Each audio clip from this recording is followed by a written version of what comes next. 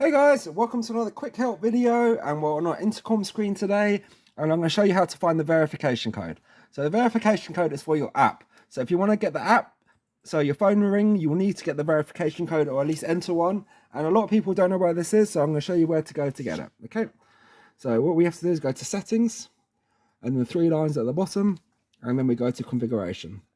Pop in your admin password, and then we go to the spanner icon on the right, and then we've got Hik-connect service settings.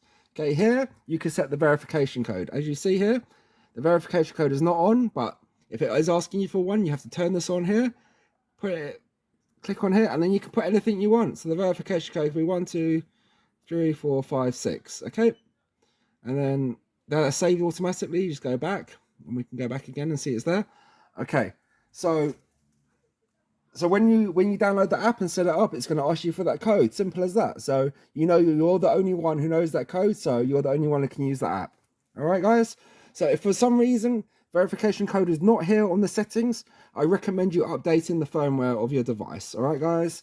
So hopefully now you know how to get this code and you can get your intercom online on your phone. Thanks for watching anyway. I'll keep that short and sweet and hopefully catch you in another one. Cheers. Bye-bye.